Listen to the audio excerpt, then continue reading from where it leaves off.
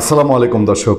বাংলাদেশের সিইসি প্রধান নির্বাচন কমিশনার তিনি যখন দেশের আইন শৃঙ্খলা পরিস্থিতি নিয়ে সন্তোষ প্রকাশ করেন যে এই আইন শৃঙ্খলা পরিস্থিতিতে নির্বাচন করা যায়, বাংলাদেশের স্বরাষ্ট্র উপদেষ্টা যখন খুব গর্ব ফুলিয়ে বলেন বা সিইসি বলেন যে যা যা ঘটনা ঘটছে এগুলো মেজর কিছু না, তখন আমার সামনে এখন যে তথ্যগুলো আছে আমি খানিক তথ্য আপনাদের সামনে তুলে ধরি। মাসে 2-4 বার আমি এরকম করি আমার দর্শকদের জন্যে, ওই যেই দিনটা বেশি আসছে এবং আমার অত সময় পাইনি যে বাংলাদেশের সমস্ত অনলাইন ঘেটে সারা বাংলাদেশের বস্তা পচা দুঃখের টেনশনের আপনি রাতে ঘুমাতে গেলে ঘুম ডিস্টার্ব হবে সেই খবরগুলো দিব।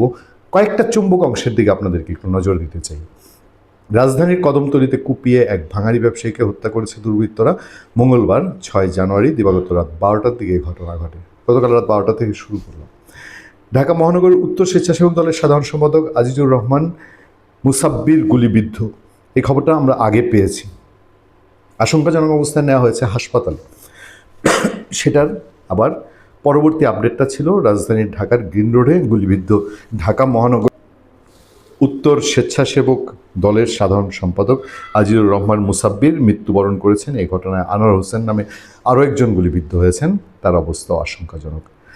কুষ্টিয়ায় প্রকাশ্যে সোহেল জোয়ারদার নামে 45 বছর বয়সে এক ব্যবসায়ীকে এলোপাতাড়ি কুপিয়েছে দুর্বৃত্তরা। এ সময় হাত থেকে তার কবজি প্রায় বিচ্ছিন্ন হয়ে পড়ে, সুতোর মতো ঝুলছিল বলে জানিয়েছে প্রত্যক্ষদর্শীরা। এই ঘটনার পর হামলাকারীদের ধাওয়া দিয়ে একজনকে পুলিশের হাতে সোপর্দ করেছে স্থানীয়রা। বুধবার 7 জানুয়ারি দুপুরে এই ঘটনাটি ঘটে। হামলায় গুরুতর আহত সোহেল কুষ্টিয়ার কুমারখালী উপজেলার কয়া গ্রামের মৃত ওমর আলী জোয়ারদারের ছেলে। তিনি ওই এলাকার একজন কাপড় ব্যবসায়ী।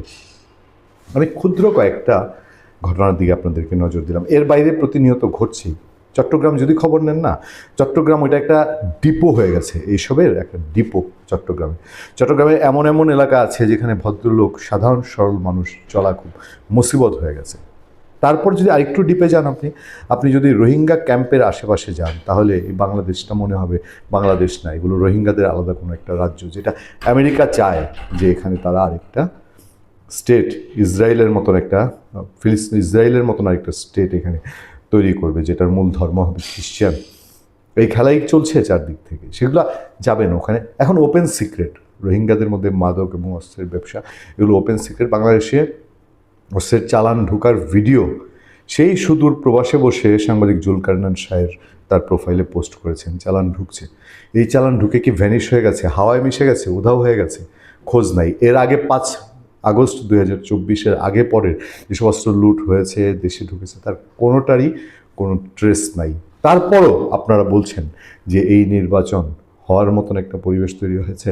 আজ জুলাই সনদের একদিকে অবস্থান, আরেকদিকে জুলাই সনদ সামনে রেখে যারা ক্ষমতায় যেতে চায় তাদের মধ্যে একটা দড়ি টানাটানি।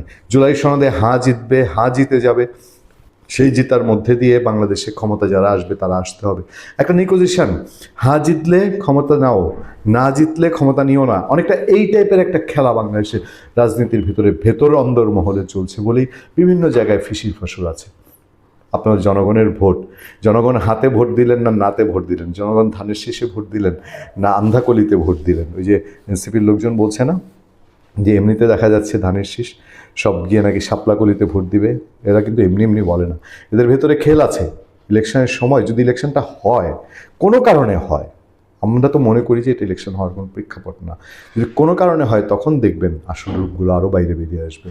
এদিকে ঘটনা আরও গভীরে আছে। সেই গভীরের ঘটনা হলো যে জগন্নাথ বিশ্ববিদ্যালয়, যেখানে তারেক রহমান দেশে পাড়া দেওয়ার পরে প্রায় সব কিছুই অটো নিয়ন্ত্রণে চলে গেছে তারেক রহমান তথা বিএনপির, সেখানে জগন্নাথ বিশ্ববিদ্যালয় আবার ভরাডুবির মুখে। বিএনপির ছাত্র সংগঠন, ছাত্রদল, শিবিরের জয় জয়কার মুখে। এই যে আগে যে ঘটনাগুলো ঘটলো, স্বেচ্ছাসেবক দলেরও এই নেতা মারা গেছেন, সেটা নিয়ে বিএনপি যথেষ্ট ব্যস্ত থাকবে, প্রতিক্রিয়া জানাবে। আরও দেশের মধ্যে অঘটন ঘটছে, তারেক রহমান এখন উত্তরবঙ্গ সফরে যাবেন, সেই সব নিয়ে বিএনপি ব্যস্ত থাকবে। ধামাচাপা পড়ে যাবে জগন্নাথ বিশ্ববিদ্যালয়ের, শিবিরের ভূমিধস বিজয় এবং ছাত্রদলের। বাংলাদেশকে কি মাফিয়ার দেশ বানাতে চায়, সেটা বোঝা খুব পরিষ্কার। ভালো থাকবেন, সুস্থ থাকবেন। আপনার সাথে আমি আতিক রহমান, পূর্ণিয়া।